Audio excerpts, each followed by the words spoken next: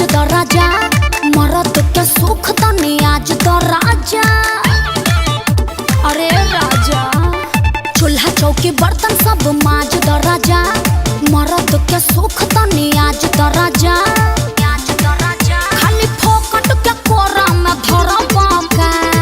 अरे भौजी, भैया के खाली घरवे में रखबू। भैया, अरे भैया, अरे केने बड़ा मर्दे निकला बहरी ना।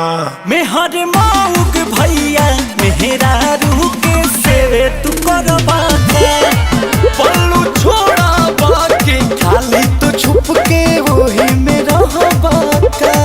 मेहर माउक भैया मेहरा रूह के सेवे तू करबा के, पल्लू छोड़ा बाकी खाली तू छुप के वही में रहबा का।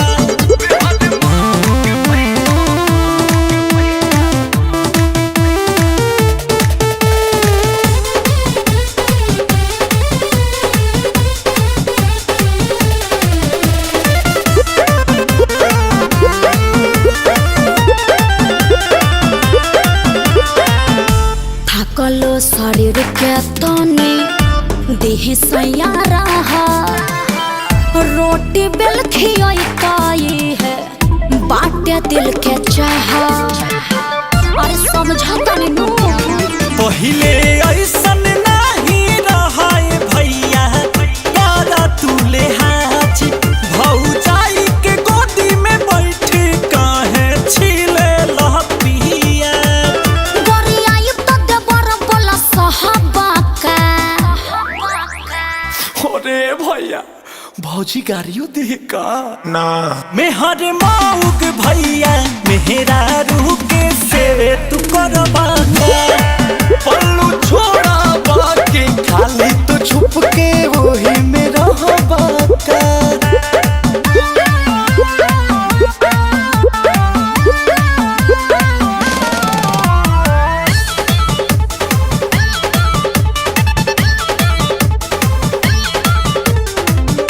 सेवा करी मेवा मिली जनी शरमाई जी, जय श्री राम बोली काम अब लगाई जी।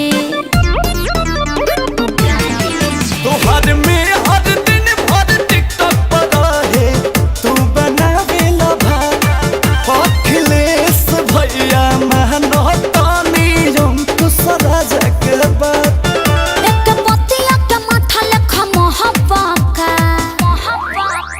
भैया भौजी भगावतिया, भाग जाई का ना। मेहर माउक भैया मेहरा रूह के सेवे तू करबा के, पल्लू